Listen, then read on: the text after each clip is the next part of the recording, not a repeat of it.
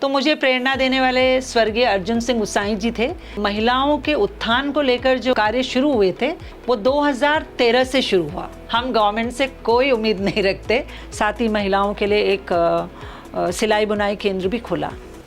नमस्कार, news reporter network देख रहे हैं आप और मैं हूं आपके साथ मनमोहन सिंह पंवार।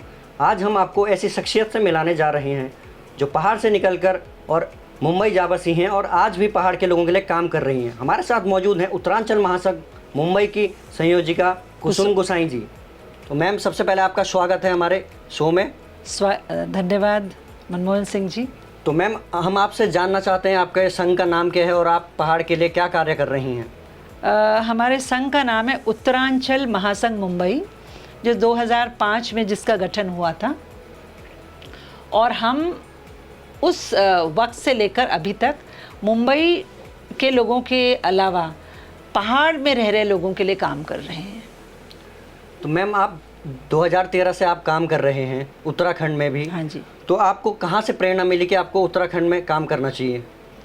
प्रेरणा तो बहुत सारे लोग थे हमारे समाज में। अगर आप मेरी व्यक्तिगत रूप से मेरी बात कर रहे हैं तो मुझे प्रेरणा देने वाले स्वर्गीय अर्जुन सिंह गुसाई जी थे, जिन्होंने राज्य बनाने की भूमिका में बहुत बड़ा योगदान दिया था। इनके अलावा भगत सिंह शाह जी थे, श्री भगवान सिंह रावत जी थे, भुवनेश्वर जुयाल जी थे, भुवनेंद्र बिस्ट जी थे। ये सब बहुत नामचीन लोग थे और इन्होंने मुझे प्रेरित किया मेरे कॉलेज के ज़माने से इस क्षेत्र में आने के लिए। और जब मैं उत्तरांचल महासंघ से जुड़ी तो श्रीमती आनंदी गैरोला जी वहाँ पे पहले से ही थी, और क्योंकि वो माँ समान हैं, उदार हैं, तो उनसे जुड़ना एक स्वाभाविक प्रक्रिया हुई। और उसके बाद उन्होंने और मैंने एक प्लेटफॉर्म में आने का संकल्प किया और तब से काम शुरू हुआ। मैम, जैसे कि हमने पढ़ा है आपके द्वारा, आपकी संस्था के द्वारा 2013 से उत्तराखंड में काम चल रहा है। हाँ, आप शिक्षा के क्षेत्र में काम कर रही हैं और महिलाओं को जो है स्वरोजगार से जोड़ने का काम कर रही हैं। जी हाँ। तो आप लोगों ने अब तक कितनी महिलाओं को स्वरोजगार से जोड़ा है? ये महिलाओं के उत्थान को लेकर जो कार्य शुरू हुए थे वो 2013 से शुरू हुआ। और 2013 में रुद्रप्रयाग में श्रीमती आनंदी गैरोला जी ने एक सिलाई बुनाई केंद्र स्थापित किया, जहाँ पर करीब अनुमान मेरा ये है, क्योंकि तब मैं उनसे इस विषय से नहीं जुड़ी थी, बट जो मुझे बताया गया उस वक्त 15-16 औरतों ने स्वरोजगार शुरू किया। उसके बाद चमोली नौटी गांव में 2022 या एग्जैक्ट ईयर मुझे पता नहीं है, लेकिन वहाँ की जो महिलाएं हैं, सावित्री मैथानी, उनके नेतृत्व में करीब 15 या 16 महिलाओं ने अपनी आजीविका कमाना शुरू किया। ये हमारे लिए बहुत बड़ी उपलब्धि थी। तो मैम, आप किस तरीके से, मतलब शिक्षा के क्षेत्र में हो या महिलाओं को स्वरोजगार योजना से जोड़ने के उसमें हो, तो किस तरीके से आप मतलब कार्य करते हैं? देखिए, मैं स्वयं शिक्षा क्षेत्र से जुड़ी रही हूँ। 38 साल मैं एक स्कूल में थी, तो शिक्षा से तो वैसे ही बहुत लगाव है। यहाँ पर जब हम शिक्षा क्षेत्र में काम करने लगे तो ये काम 2013 से शुरू हुआ और उस वक्त मैं सक्रिय नहीं थी इस क्षेत्र में भी। उस वक्त श्रीमती आनंदी गैरोला जी ने जहाँ बाढ़ पीड़ित लोग थे वहाँ पर बच्चों की फ़ीस भरना, इससे काम शुरू किया। उसके बाद जो अनाथ आश्रम थे वहाँ पे बच्चों के लिए पालन पोषण के लिए फंड्स देने जमा किए। और बाद में धीरे धीरे जैसे बात फैलती है, वर्ड टू माउथ पब्लिसिटी होती है, तो लोगों ने हमें अप्रोच करना शुरू किया, कुछ संस्थानों ने, कुछ व्यक्तिगत तौर से लोगों ने, कि बच्चों की फ़ीस भरी जाए। तो 2013 से लेके 2020 तक हम लोग महासंघ के ज़रिए सतत रूप में करीब 50 से 80 हज़ार रुपये हर साल शिक्षा के लिए दिया करते थे।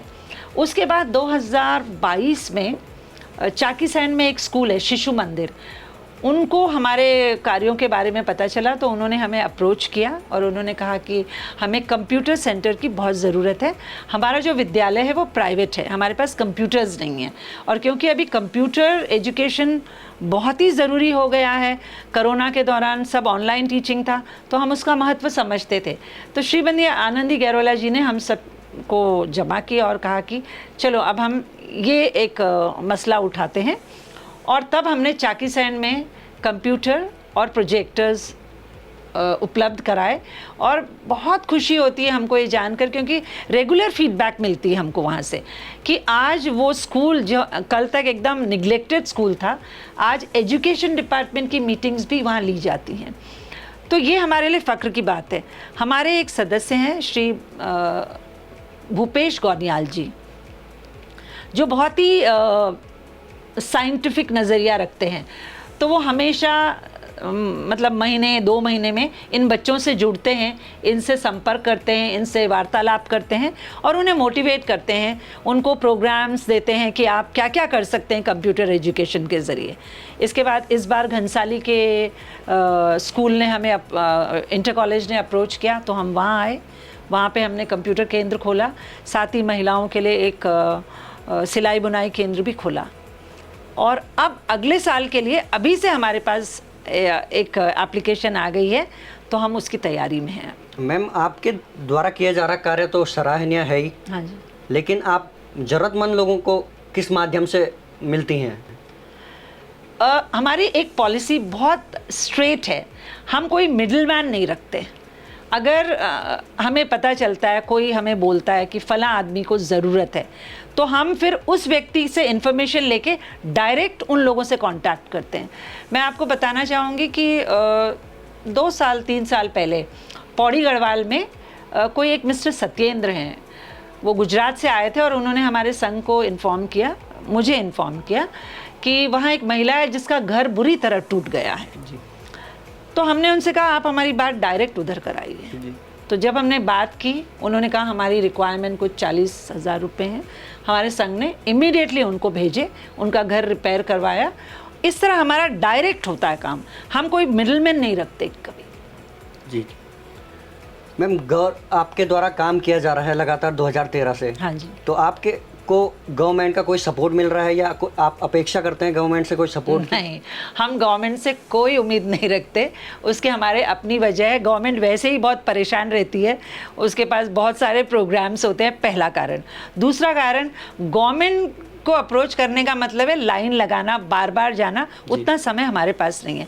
तो हम क्या करते हैं, अपनी कैपेसिटी में हमसे जितना होता है हम वो काम करते हैं। कभी कभी ऐसा होता है कि 2 या 3 अलग अलग व्यक्ति एक प्रोजेक्ट के लिए हमें अप्रोच करते हैं, तो हम प्राथमिकता एक को देते हैं और उन 2 को कहते हैं आपकी बारी अगले साल। गवर्नमेंट को हम कभी अप्रोच नहीं करते जी। आपके द्वारा शिक्षा में इतना काम किया जा रहा है, तो आप लोगों को फंड कहाँ से मुहैया होता है? आप लोग खुद से करते हैं, क्या करते हैं? हाँ, हम लोग देखिए, ये उत्तरांचल महासंघ मुंबई जब इसका गठन हुआ था, मैं आपको बता दूं कि ये श्री रौतेला जी उन्होंने, उनका आइडिया था ये। तो तब ये संघ की स्थापना इसलिए की जा रही थी कि मुंबई में बहुत सारी संस्थाएं हैं, लेकिन क्या होता है, जब कोई उत्तरांचल से कोई खास व्यक्ति आता है तो 4 आदमी भी इकट्ठे नहीं होते। तो हमारे लिए बहुत शर्म की बात थी। और उससे पहले कई बार नेता लोग, कोई बहुत महत्वपूर्ण लोग आते थे, तो बहुत गिने चुने लोग इकट्ठे होते थे। तो हमारा ये प्रयोजन था रौतेला जी का कि महासंघ की स्थापना करेंगे, सभी संस्थाओं को एक मंच पे लाएंगे। अब जैसे कोई मंत्री जी आ गए, कोई शिक्षाविद आ गया, कोई समाज सेवक आ गया, तो हम उन संस्थाओं के जरिए काफ़ी भीड़ इकट्ठी करके, जो भी व्यक्ति उत्तराखंड से आ रहा है उसको ये महसूस नहीं होना चाहिए कि अरे भाई मेरा तो कोई सम्मान नहीं हुआ। तो हमारा ये था कि सब इकट्ठे हों, लेकिन ये हो नहीं पाया, क्योंकि हर संस्था को अपना महत्व बनाना है, उसमें कोई गलत बात नहीं है। अभी महासंघ के अंतर्गत आते तो महत्व थोड़ा कम हो जाता, तो सब अपना अपना काम करने लगे। उसके बाद हमको लगा कि ठीक है, सबको अपना काम करने दो, हम अपना रास्ता खुद अपनाते हैं, और हमने अपना काम शुरू कर दिया। और तब आज की तारीख में हमारे पास सिर्फ एक्टिव मेंबर, सक्रिय सदस्य 30 हैं। हम 30 लोग फंड्स जमा करते हैं। हमारे 30 के अलावा हम अपने भाई भतीजे, अपने रिश्तेदार हैं, उनसे फंड्स लेते हैं, लेकिन बाहर वालों से हम कभी फंड्स नहीं लेते। और ये हमारा सौभाग्य है कि जब भी हम अप्रोच करते हैं लोगों को, क्योंकि ये नेक काम है, तो लोग कभी मना भी नहीं करते, आ जाते हैं आगे। जी। तो मैम, आपके द्वारा इतना बढ़िया काम किया जा रहा है, तो आप अब तक की अपनी क्या सबसे बड़ी उपलब्धि मानते हैं? आपने कई लोगों की हेल्प करी, कई महिलाओं की हेल्प करी, आपने स्वरोजगार दिलाया है उन्हें, चाहे वो बुनाई की बात हो, चाहे और माध्यम हो, तो आप इसमें सबसे बड़ी अपनी उपलब्धि क्या मानती हैं? हमारी उपलब्धि ये है महासंघ की कि लोग हम पे विश्वास करने लगे। देखिए, एक नाम कमाना एक अलग बात होती है, बट लोगों का विश्वास कमाना बहुत मुश्किल होता है। मैं आपको एक इंसिडेंट बताना चाहती हूँ। आपके उत्तराखंड में ही हमारे एक व्हील चेयर बास्केटबॉल प्लेयर है जिनके पाँव कटे हुए हैं। तो एक बार वो मुंबई आई थी और मुंबई में उनको ट्रेनिंग के लिए भेजा गया था। तो उन्होंने किसी को अप्रोच नहीं किया, उन्होंने हमारी संस्था को अप्रोच किया कि मैम मुझे सबसे पहले एक व्हील चेयर चाहिए जिसकी कीमत कुछ 35-40 हज़ार थी। तो मैं आई हूँ और मैं यूनिवर्सिटी में रह रही हूँ हॉस्टल में, तो हम लोग पर्सनली उसको मिलने गए और हमने उसको कहा कि ज़रूर हम आपको मुहैया कराएंगे। उसके बाद उसको ट्रेनिंग के लिए शायद चंडीगढ़ जाना था, तो उन्होंने एक और रिक्वेस्ट रखी, मुझे एयर टिकट्स की ज़रूरत है, मैं ट्रैवल ट्रेन से नहीं कर सकती। हमने वो किया। तो ये जो विश्वास है कि अगर हम अपनी परेशानी महासंघ को बताएंगे तो ये ज़रूर हम मतलब कुछ ना कुछ इसका निदान करेंगे, ये हमारी सबसे बड़ी उपलब्धि है। तो मैम, आप उत्तराखंड में 2013 से काम कर रहे हैं, तो आपने कौन कौन से क्षेत्रों में मतलब अब तक काम किया है? कौन कौन से जनपद हो गए हैं उनमें आपने काम किया है? एक तो हो गया चमोली हो गया, रुद्रप्रयाग हो गया, घनसाली हो गया, पौड़ी हो गया, ये 4 हो गए, खटीमा हो गया। और इसके बाद हम अगले साल एक नया क्षेत्र चुन रहे हैं और वहाँ काम करेंगे। हमारी ये कोशिश है कि जहाँ हम काम कर चुके हैं वो डिस्ट्रिक्ट दोबारा हम ना लें, पहले पूरे 13 डिस्ट्रिक्ट कंप्लीट करें और वापस फिर अगर रिपीट करना है तो जैसे पौड़ी है तो हम 13 ख़त्म होने के बाद फिर पौड़ी का कुछ काम करें। मैम, आप इतने टाइम से काम कर रहे हैं, तो इसके पीछे आपको कुछ खास उद्देश्य कुछ नहीं है। हम देखिए, हम लोग तो हमारा महासंघ क्या है, बहुत ही जो इसके मेंबर्स हैं बहुत कर्मठ हैं। हम नेता आते हैं, बड़े बड़े पर्सन, हम कभी किसी से अनवांटेड डिमांड्स नहीं रखते। हम कभी भी ये नहीं कहते कि प्लीज़ आप हमें ये दे दो वो दे दो।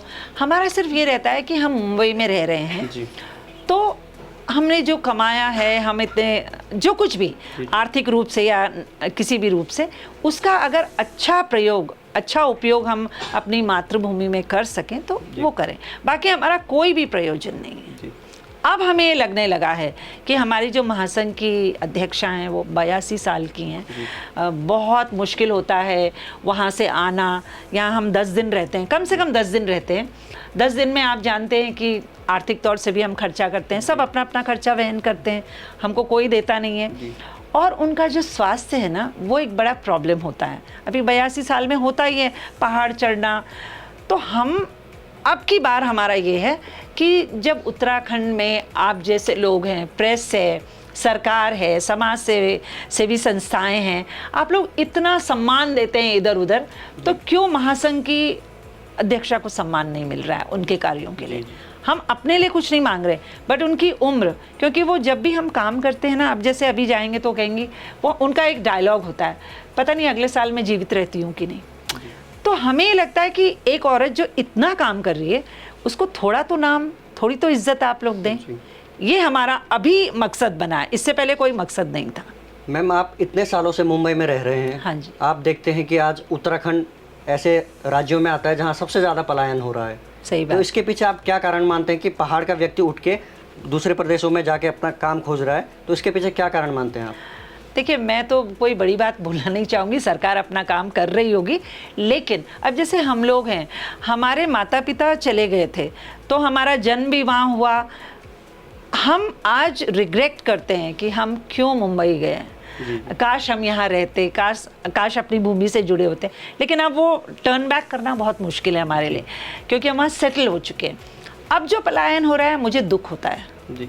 क्योंकि मैं ऐसे सेक्टर्स को मुंबई में देख चुकी हूँ जहाँ पे युवा लड़के 6x6 के रूम में रहते हैं, जिसमें खिड़की नहीं है, एक प्रॉपर दरवाज़ा नहीं है, और वहाँ रह रहे हैं वो सिर्फ 8,000 10,000 कमा रहे हैं महीने के।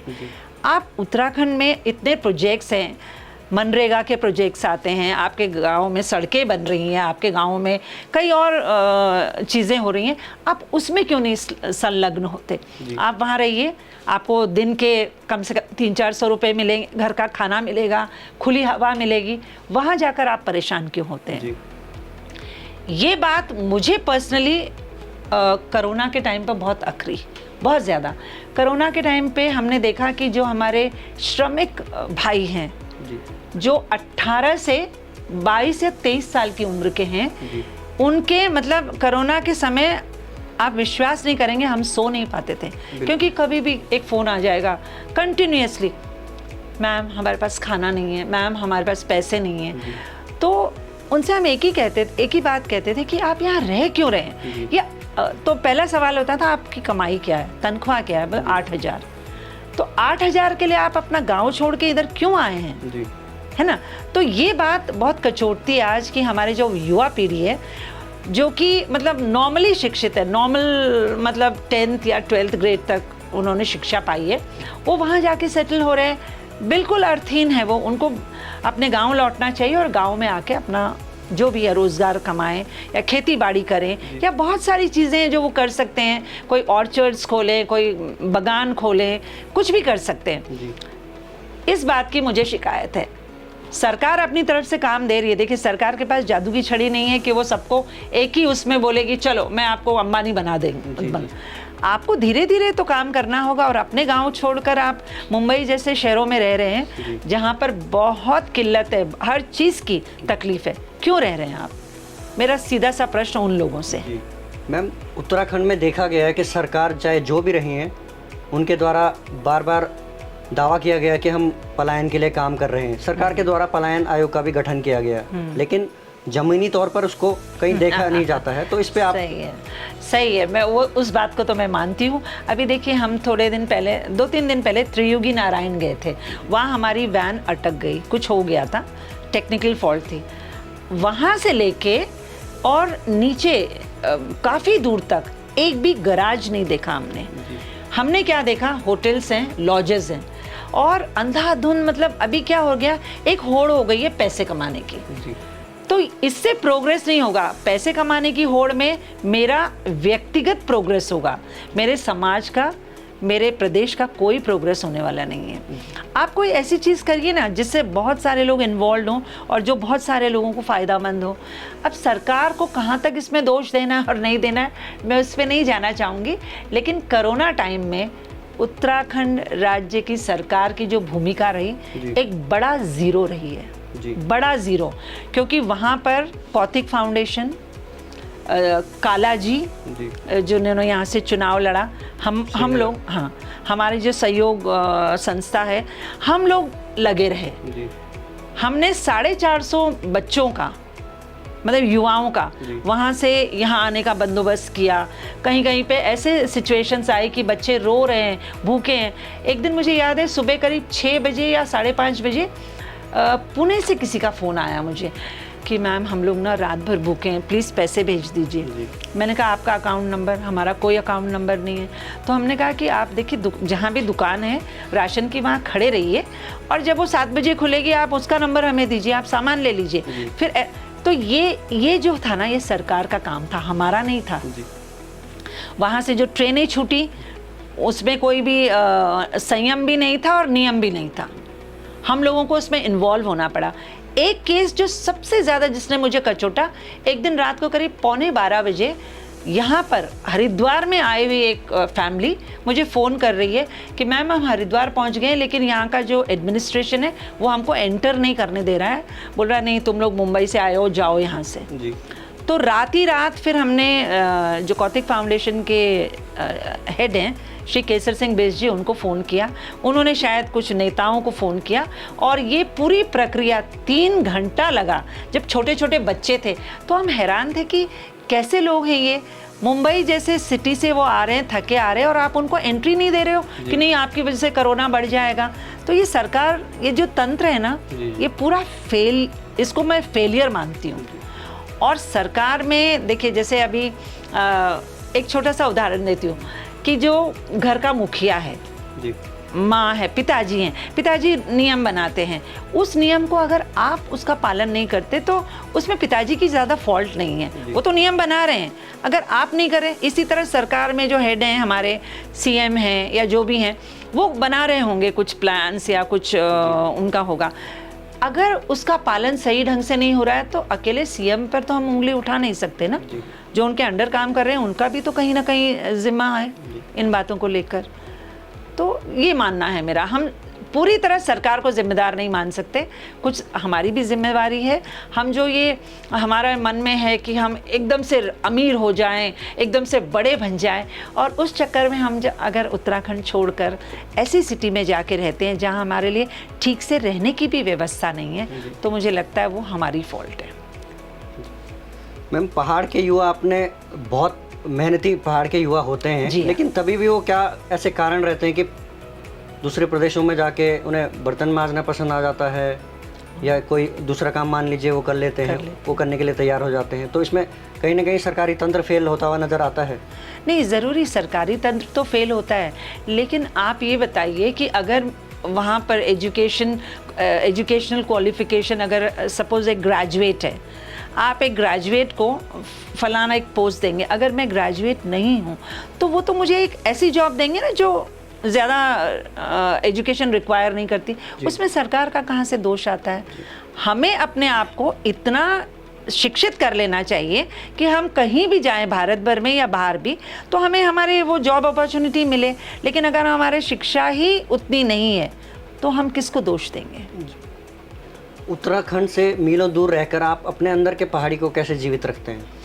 पहाड़ी को हम लोगों से जुड़े रहते हैं, सबसे, अपने रिश्तेदारों से की बात नहीं कर रही हूँ मैं, जैसे ये आम लोगों से कोई भी व्यक्ति हमें अप्रोच कर लेता है, कभी भी फ़ोन कर लेता है कि ऐसा है। अभी थोड़े दिन की बात है, किसी ने कहा कि हमारी बेटी की शादी नहीं हो रही है, हमें कुछ फंड्स की ज़रूरत है, और कभी कभी कोई माताएं हैं वो फ़ोन कर देती हैं कि मैम हमारे बच्चों की फ़ीस नहीं भरी जा रही है, उनको डिफ़ॉल्टर लिस्ट में डाल दिया है, हमारे पति हमको मारपीट करते हैं, पैसा नहीं देते। तो हम जितना होता है उनको उस हमारी जो शक्ति अनुसार है हम उनको मदद करते हैं, और वो खुश भी होते हैं। तो जितने लोगों को हमने मदद पहुंचाई है, हमारे लिए उपलब्धि की बात ये है कि वो सब हमसे जुड़े हुए हैं, कॉन्स्टेंटली टच में रहते हैं वो हमसे। इस बीच में मैं एक और आपको बताना चाहती हूँ कि कुछ लोग कभी कभी ये प्रयास करते हैं कि वो हमारा फ़ायदा उठाएं। जी। एक दो केसेस ऐसे आए हैं और हमने उससे सीखा है कि हमें कैसे इन लोगों से निपटना है। जी। तो मैम, आपके फ्यूचर प्लान्स क्या हैं? मतलब उत्तराखंड को लेके आपकी सोच तो जाहिर है कि आपको उत्तराखंड के लिए काम करना है। हाँ जी। तो मतलब आपने कोई ब्लूप्रिंट वगैरह तैयार करा है, फ्यूचर में हमने ये करना है, इस डिस्ट्रिक्ट में करना है? हमारा तो मेन है कि हम यहाँ की महिलाओं के लिए और बच्चों के लिए काम कर रहे हैं, हमारा और कोई ब्लूप्रिंट नहीं है। हम कोई बड़ी बातें नहीं करते। मैंने बहुत बार देखा है कि लोग इंटरव्यूज़ में, लोग चैनल्स पे आकर कहते हैं हम ये करेंगे वो करेंगे, हम ऐसा कुछ नहीं करते। हमारा बेसिक है कि हम बच्चों को एजुकेशन के लिए पूरा सहयोग देंगे, और जो महिलाएं हैं उनको सेल्फ रिलायंट बनाएंगे, उनको स्वावलंबी बनाने के लिए जो हमसे होगा वो हम करेंगे। मैम, अब तक लगभग कितनी महिलाओं को आपने स्वरोजगार से जोड़ लिया है? कम से कम, अगर मैं गलत नहीं, मेरा अनुमान सही है, तो कम से कम 2015 से लेके अभी तक 50 या 60 औरतें। महिलाओं के उत्थान को लेकर जो कार्य शुरू हुए थे वो 2013 से शुरू हुआ। तो आप सुन रहे थे कुसुम गुसाई जी को, जो उत्तरांचल महासंघ मुंबई की संरक्षक है। पहाड़ों से मीलों दूर रहकर भी इनकी संस्था के द्वारा 2013 से उत्तराखंड की नारियों को सशक्त बनाने के लिए स्वरोजगार से जोड़ा जा रहा है, और शिक्षा के क्षेत्र में भी तमाम तरह के कार्य किए जा रहे हैं। आज के हमारे मेहमान कार्यक्रम का यह एपिसोड यहीं पर अंत होता है। आपसे फिर मुलाकात होगी एक नए मेहमान के साथ। तब तक के लिए दीजिए इजाजत और देखते रहिए न्यूज़ रिपोर्टर नेटवर्क। नमस्कार। अगर आप हमारे चैनल पे नए हैं तो चैनल को सब्सक्राइब करें और साथ ही बेल आइकन को प्रेस करें, ताकि उत्तराखंड की कोई भी अपडेट मिस ना हो पाए।